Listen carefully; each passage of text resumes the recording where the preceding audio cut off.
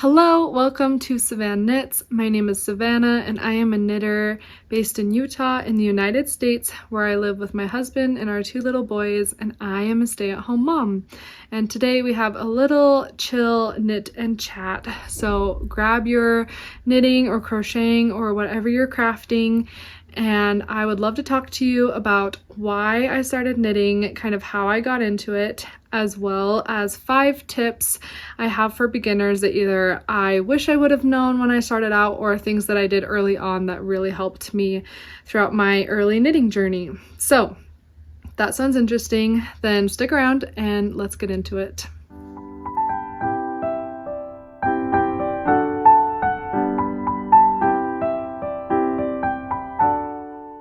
This is my first knit and chat, so bear with me. I might be looking down a lot at my knitting, or I might not be knitting at all. I don't know. We'll see how it goes. I'm excited to see, how this plays out. I just wanted it to be more of a chill thing.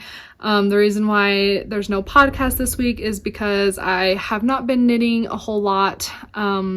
I've been having a lot of hand pain from working on the book club cardigan by Sari Nordland. So many cables, so much going on. I love it, but my hand does not. So I thought it would be fun to just do a little bit of a more chill episode because I don't have a lot of knitting updates to share, and kind of just take it back to the beginning. So I am working on the Musselburgh hat by Ysolda Teague, and I am knitting this in Treehouse Knits Spruce Sock in I Smell Snow. So that's what I will be working on, or not working on. We shall see how this kind of goes. But yeah, I recently hit my 2-year knitting anniversary. It's actually this month of October. 2 years ago, I started to learn how to knit. So I've been thinking a lot about that and thinking about how I got started, and I thought it would be fun to share with you guys. So yeah, let's get into it. First, I will say that I learned to crochet when I was pretty young. I remember my aunt taught me at a family party. I distinctly remember, I want to guess that I was 9 years old.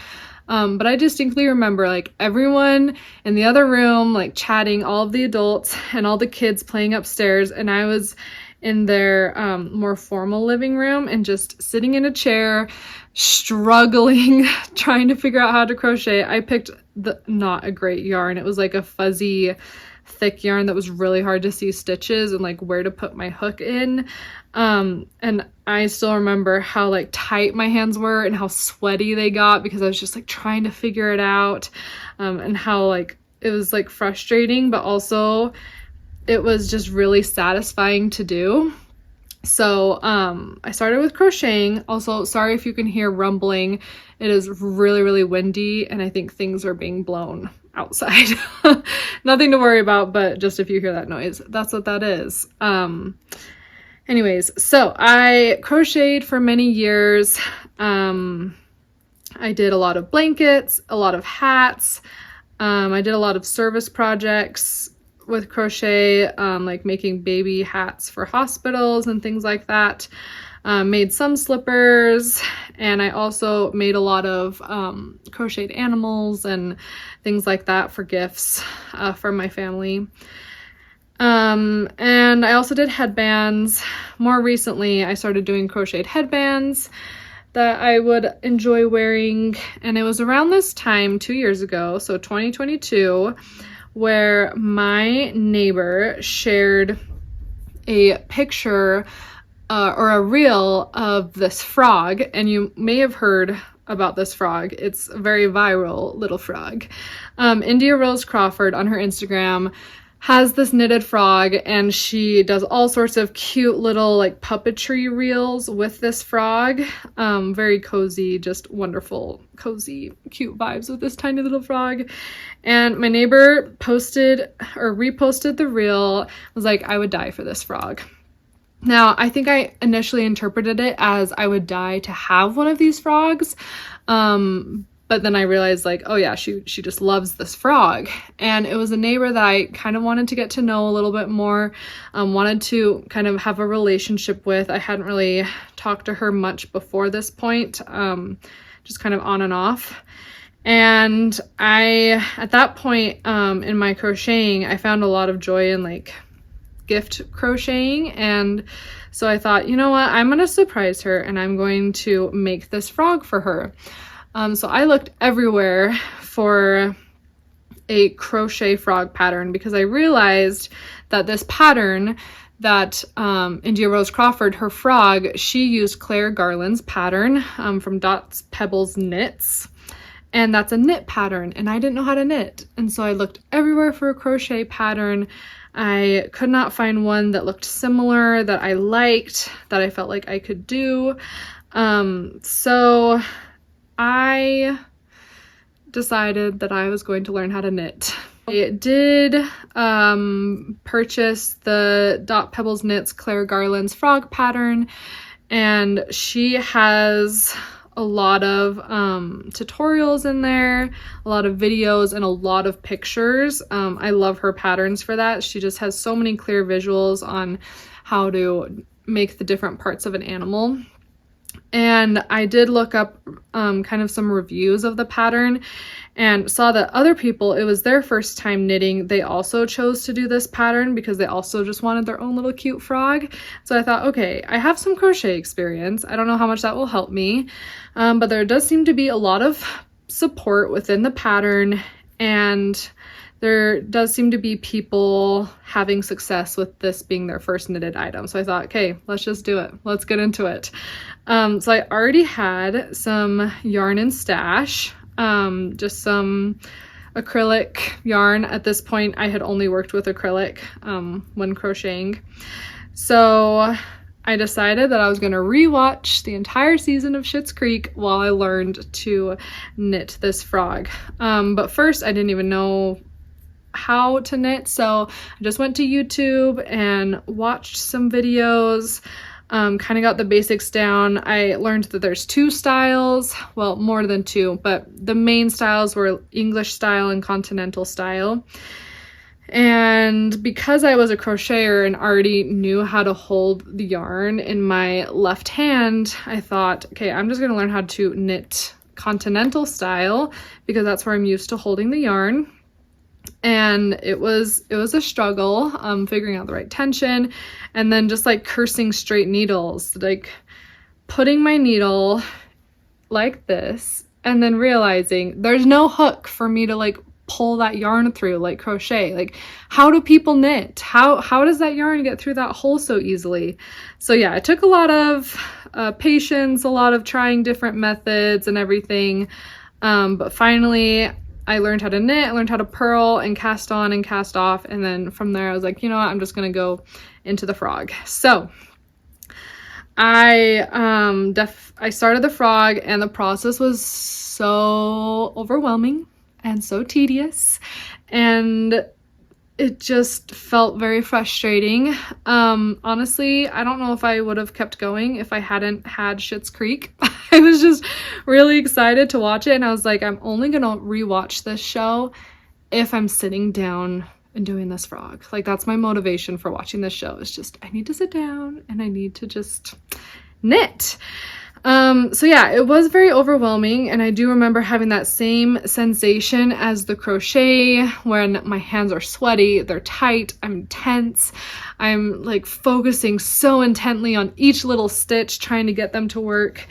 So yeah, I mean, the process of learning anything new is not fun, obviously. It's filled with a lot of frustration and a lot of learning and mistakes and things like that. But honestly, I found success with just taking it one step at a time, one section of the pattern at a time. If I didn't know how to do something, take a break, watch some YouTube, follow the tutorials, follow some pictures, things like that. And over time, it became easier. And I realized that it was just kind of like a mental block that I had of like, yeah, it is hard to learn how to knit at first. It feels very uncomfortable and unnatural. But the part of being overwhelmed by the pattern and overwhelmed by all the things that I had to learn, it was just a mental block. And if I just took something one thing at a time, I was overcoming that mental block, and I realized that I could learn anything I wanted to with knitting. So that was really eye-opening for me, life-changing for my knitting as well. So yeah, I watched Schitt's Creek and I finished that frog.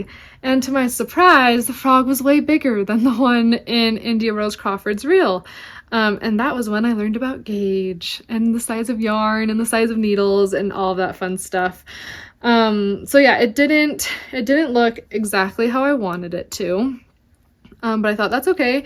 I will make a second one and it will be even better, and it will be good for me to do the same pattern twice so that I can improve my skills and just try this knitting thing again.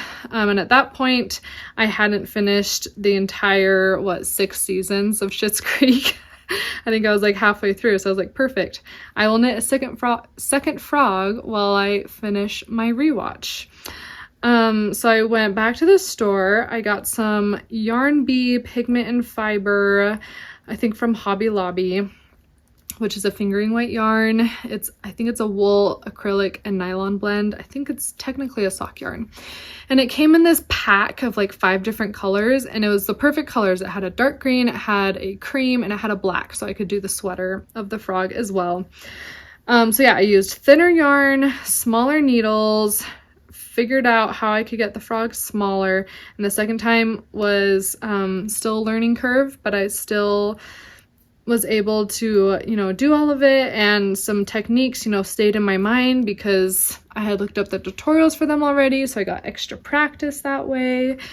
And I kind of got my rhythm in knitting. I found what felt comfortable for me, and I started to feel like I was a real knitter. Like I wasn't just struggling through a project. I was like, oh, this says knit 5. I can just knit 5 real quick and it's not a big deal anymore. I can just, do the knitting without actually thinking about doing the knitting. And that was fantastic.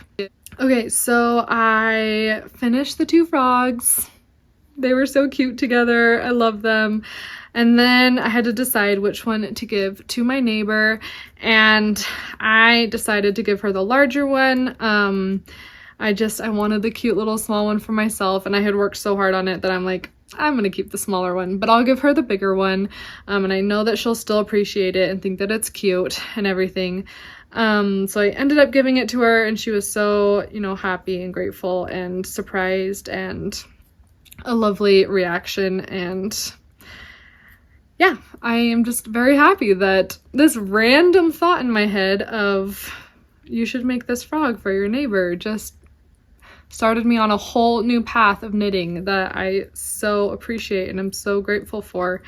Isn't that funny how like the smallest little things, the smallest little thoughts just become like bees in our bonnets, and we just can't let it go, and then it leads us down a path that's brings us so much joy in the future. I think that that's just like such a cool like butterfly effect that it happened that way.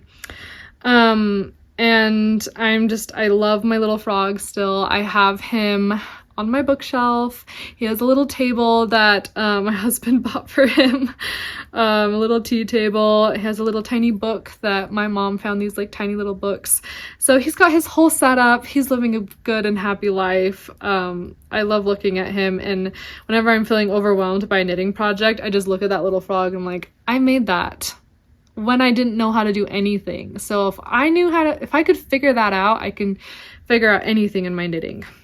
He's my little spirit frog, my confidence booster frog, my spirit animal, I don't know, my mascot maybe, my knitting mascot. I kind of like that. So yeah, that is how I learned to knit. After I finished the frogs, I wanted to jump right into sweaters. Because after frogs, sweaters didn't seem so bad. They were like, oh, look at all of those miles of just knit stitches. I'm not doing like wrap and turns. I thought I wouldn't have to do like increases or decreases, but I was wrong, of course.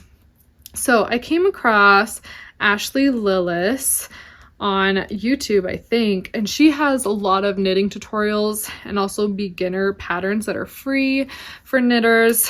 So I decided I wanted to make the Winter Bluff sweater by Ashley Lillis, and I had some like Red Heart acrylic cream yarn, and I started knitting it, and it was a worsted weight, and after I'd worked several hours on it, I thought this is going to take way too long. I am like very impatient with the process right now, and sweater is a whole lot bigger than a frog. So I ended up frogging that sweater. I wanted something more quick and more of like an immediate payoff, or I knew I was not going to keep knitting. So then I did the Amber headband by Morella Moments, and it was using yarn that my parents brought back from me from Denmark, because they knew that I was getting into knitting, so they found some beautiful wool yarn for me to use. So I did that and really loved it, enjoyed the process, but I noticed that it wasn't looking like the picture. My yarn overs were not creating these empty spaces in the pattern, and I didn't know why. But I finished it and I thought, okay, well, I'll figure it out at some point. I didn't even know how to look up like why my yarn overs were looking so different. So then I made another sweater. I used some acrylic yarn. I think it was Yarn Be Yarn again from Hobby Lobby. My neighbor gave me a skein, and then I went and bought a couple more skeins. The same neighbor as the frog, actually. And I decided to do kind of like an open knit sweater, and I call it my Weasley sweater because of the colors. Looks like a Weasley sweater from, you know, Harry Potter, when Mrs. Weasley makes sweaters for her boys every Christmas. It had Gryffindor colors to me. So anyways, I call it my Weasley sweater. I decided to do an open knit, so I did 10mm needles with worsted weight yarn, and it's kind of like a shiny, has no grip to the yarn whatsoever. So yeah, very drapey, very open knit. And that was my first time kind of understanding the construction of a sweater, because it was my first time knitting one, and then I also had a different gauge. Again, I was doing the Winter Bluff sweater by Ashley Lillis, and I had a different gauge than what she did because I wanted that open knit look with the 10mm needles and worsted weight yarn. And so I think I had watched a video by her showing how you could take any gauge, do some math, and apply it to all the numbers for your size and a pattern, and that would give you kind of like your new number to hit with your stitches and everything. I don't think she talked about row gauge in there, but it was just stitch gauge. So anyways, I ended up doing that to the whole pattern, so kind of rewrote the whole pattern, and to my surprise, it didn't look too bad. I hated it with my hair, so I ended up giving this sweater to my mom. She doesn't really wear it, but she keeps it kind of as a keepsake. And she keeps telling me like, I'll want it back someday. You'll want your first sweater back. And she's right. Like someday I'm going to appreciate it. But, it kind of felt like a failure to me because I didn't like the color or the feel of it. Didn't really like the staticky acrylic yarn feel, for me personally. So anyways, yeah, I gave it to her for some safekeeping so I wouldn't get rid of it. And she has worn it a couple times, to her credit. Okay, what next? Next I discovered Cara Lee on Instagram, and she came out with a basic open knit pattern. Again, I was looking for like quick knits. I didn't want to be spending months on a sweater. So I found her basic open knit, and I used a worsted weight, kind of like fluffy yarn. I think it's Lion Brand's Scarfy Light, I think. With big needles, I think like 12mm needles or something like that. So I did that again, and kind of like that open knit style again, and I really loved the process. I loved the finished product. It was like a beautiful sweater that I could wear. It still was made of acrylic, unfortunately, so it did still give me a lot of staticky hair and static shocks whenever I would touch something metal, but I was proud of it. I was proud of what I made. And And then while I was making that, I was also making the Bentley hat by Ashley Lillis, which is just a plain extra bulky style hat. And I had posted a reel about making it, and this reel kind of went viral. It got like 10,000 views, which never happens, which I don't care about views, but it definitely exposed me to a lot more people. And a very, very nice commenter on that reel said, "Hey, it looks like you're twisting your stitches." And I was like, "What are you talking about? I don't know what you're talking about." She's like, "Well, it's, you see where your like legs of your stitch are crossing in the front, and it's not like this open stitch, and it should be fine for your hat because it's not gonna like influence how it fits or anything, but you'll want to be careful when you're doing sweaters or other things because it can mess with your gauge and make things less, you know, stretchy and less drapey and things like that." And my mind was blown. So I did some research, watched some YouTube videos, read a lot of articles about how knit stitches should look, how twisted knit stitches look, how to create twisted stitches and things like that. And I realized I was totally grabbing my yarn the wrong way.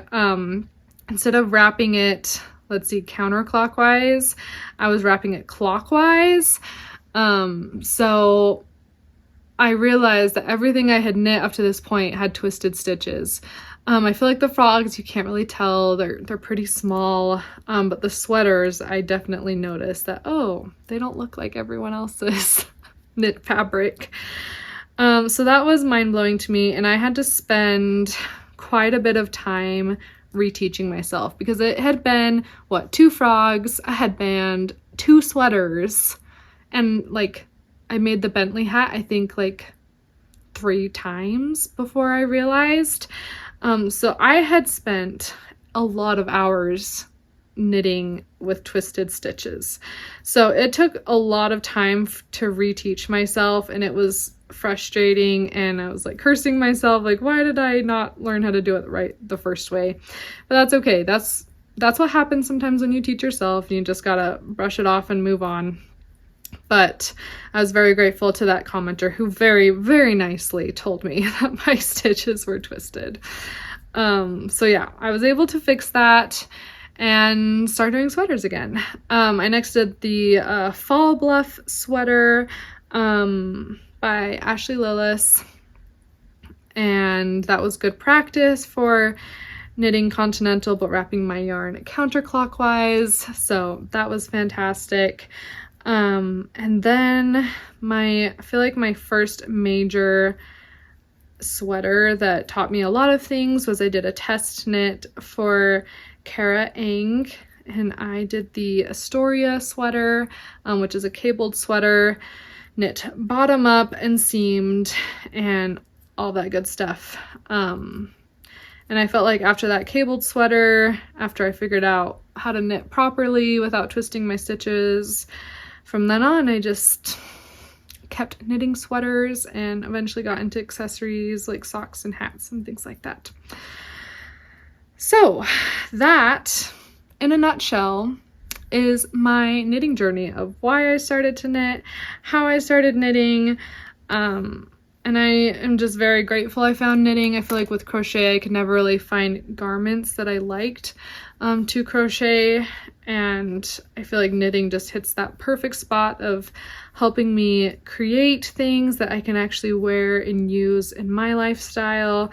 I find it very therapeutic, and I'm just feeling very blessed and very happy that I found knitting, and now it's such a big part of my life, and I just am very, very happy to be knitting.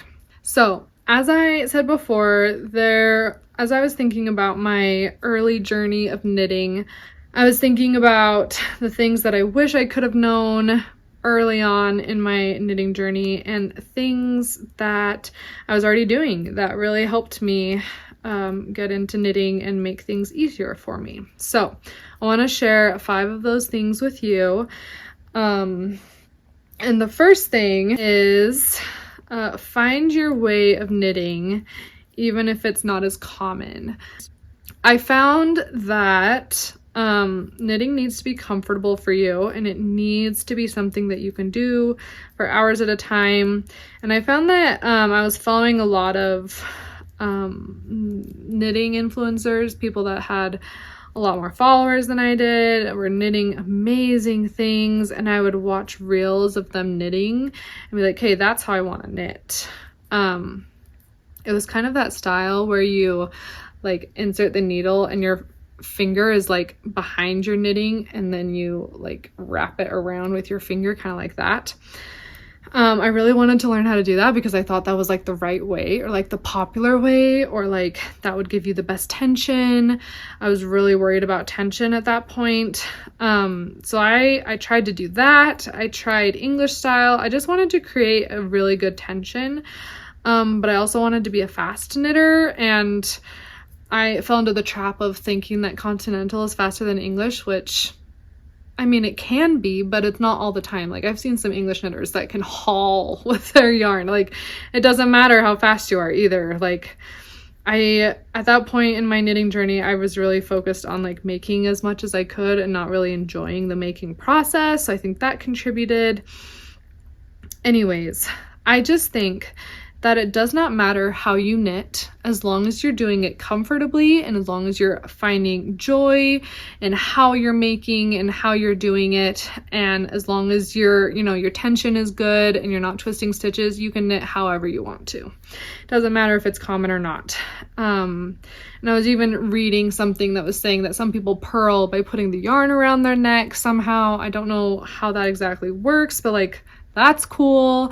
And then you've got, very many different styles of purling, things like that. So my tip would be to just research a lot of different styles of knitting so that you can try different styles and see what works for you and see what works best for your tension, and, creating a fabric that you like and that isn't too hard on your hands, things like that. And if you're already created a habit doing it one way, but you want to try another, don't be afraid of switching it up and just seeing if that will work better. I think that we just need to find what works for us. So for me, for example, that's continental, and my yarn is super far away from the needle a little bit, with my finger all the way out here, and then I can just, grab the yarn right here and pull it through. That's how I knit. And then with purling, I have found that my tension is the best, and I like Norwegian purling the best, which is when you leave the yarn in the back the whole time, kind of do a yarn over before and then go in and do your purl. So you can look up videos if you're interested in that or don't know what that is. So yeah, that's my first tip, is just to find the way of knitting that is comfortable for you, even if it's not as common or as popular or anything like that. My second tip goes along with my twisted stitches. I would say learn to read your knitting from early on. Research how the knit stitch looks, how the purl stitch looks, how to count rows, how things should be looking, and that will help you so much. If I had learned how to read my knitting, I would have noticed that my stitches were twisted a lot earlier on. I also think that it will help you in many patterns in the future, and whatever you want to do, whether it's lace or cables or color work, reading your stitches will help you with all of it. Just learning how to read your knitting can be just invaluable for your journey. And then the third tip is don't be afraid to knit intimidating patterns as a beginner. I feel like people can get stuck behind beginner patterns, like you learning how to knit, oh, you can only make scarves and hats for like the first year. No, make that sweater, make that frog, make whatever you want.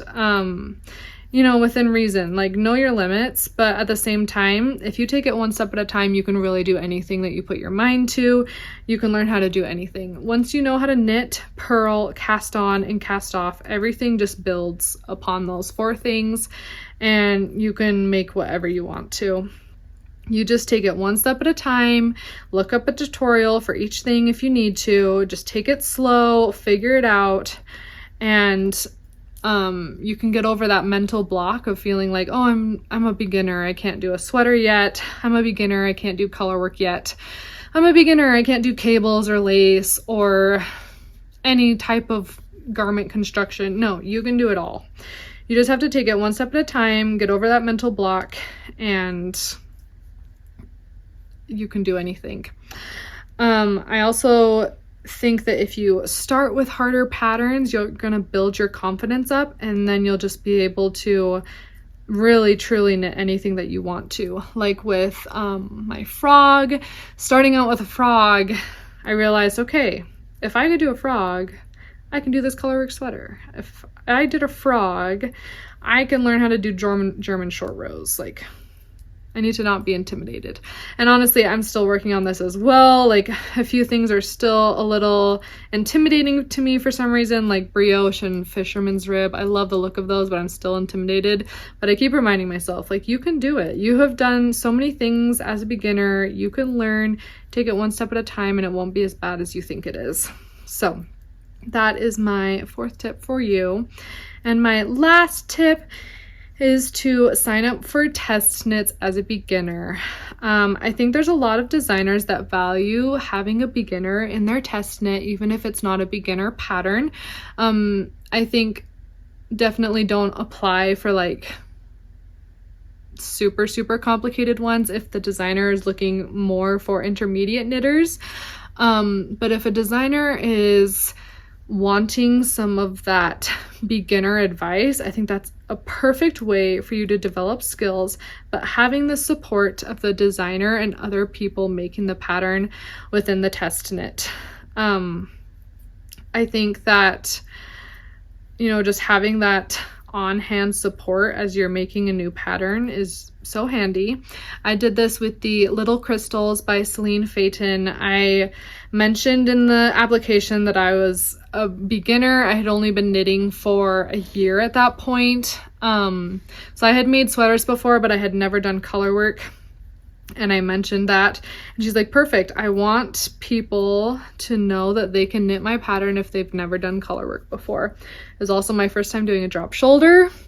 It was my first time doing a tubular bind off, I think. It was a pattern that I learned a ton from. And honestly, it was so nice having Celine and all of the other testers to be able to help me through that. And Celine she has so much support in that pattern as well. Lots of videos and techniques and things explained. So that also helped. But you also, with that support of the designers and other test knitters, I find that you create some knitting friends. It's really fun to go through a pattern with other people, figure things out together, and you can create some really good friendships that then you can keep on being friends with them even after the test knit is over, and lean on them for things as you go on in your knitting. I find that knitters are very, very happy to answer questions and help you figure things out in the future. So that's another reason to do test knits. I think it also gets you out of your comfort zone a little bit and gives you an end date for something. I feel like as beginners, sometimes it can be hard to finish a pattern. It gets overwhelming, it gets long, you just want to move on to other things. But a test knit is going to help you finish what you've started, and it's going to help you finish something that's out of your comfort zone. So I find that very valuable for motivation, and just also inspiration of what other testers are doing with their test knit, and also learning about other yarns that they're using. I don't know, I just find test knits to be very valuable if you join the right ones. So that's what I would recommend, is just to find some test knits that inspire you, and I think that you will learn a lot from being a beginner in a test knit. Okay, I think I got a little bit off track. I thought that was the last one, but I have one more. So that was number 4. Number 5 is to keep track of your projects and yarns and yardages and needle size and all of that good stuff. I I didn't super do that very well, and then I kind of caught myself and thought, okay, no, I need to be keeping track of things. Whether you do that on Ravelry or your phone, like on a notes app, or you could even do it in a notebook. I started using this notebook to like keep track of all of my projects. It's just also fun to look back on what you did and how you started your very first projects. Fun to look at what yarn you used. I think it's also cool to look back on the yardages. Obviously, those yardages won't like carry on to different projects because each project requires a different amount, but it will help you start discovering patterns in yarn weights and yardages and about how much you need of a yarn weight to finish a full sweater or a full project or things like that. You can also keep notes of things you liked and didn't like about either the pattern or the yarn, and just kind of help you be more conscious about your knitting. And you can also, I also would write down like mistakes that I made, like, oh, I made this too short, I made this too long, so next time I need to do, you know, shorter sleeves or a longer body, or things that you know, like fit details that are specific to you and your body. And I think that I learned a lot about that, is that I don't need as much positive ease as the pattern usually recommends. That was huge for me, figuring out that I have shorter arms in a lot of the patterns, things like that. And you don't want to forget details like that, so it's really helpful to have a place where you can just jot down a couple notes after you finish a project so that your next project can be even more beautiful and even more pleasing to you, that you spent all of this time on a project and you want it to be how you envisioned. So I think taking notes can super help you reach that goal for your projects and just help you be more conscious about your knitting as well as your knitting journey and kind of see how far you've come. It's kind of fun to see. Okay, I hope you guys got some knitting or crafting or crocheting done while you were watching this. I hope that it was maybe a little bit helpful, a little bit inspiring, or if not, at least entertaining in some way. I feel like I've learned a lot in 2 years, and so it's just fun to kind of look back on my journey and see how far I've come, and maybe look towards the future a little bit and see things that I could improve on in the future, like tackling those things that are a little bit intimidating to me, being more conscious about my knitting and finding joy in the journey and things like that. So I really appreciate you being here. I would love to know why you learned to knit or even how you learned to knit. I find that fascinating how people discover this craft. People that it's been in their family, so they learned from a family member. I think that's so special. Or people that just wanted something to do to unwind after work, things like that. So I'd love to know why you learned to knit, how you learned, and all of that. And yeah, I'm just very grateful you're here. You can find me on Instagram and Ravelry as SavanKnits. I keep my Ravelry very updated with all the projects and yarns that I'm working with and things like that. And I share a little bit more of day-to-day stuff on Instagram. And feel free to subscribe and like this video if you enjoyed watching. I would really appreciate it. And I just hope that you're finding joy in your making journey. And I will catch you next time. Bye.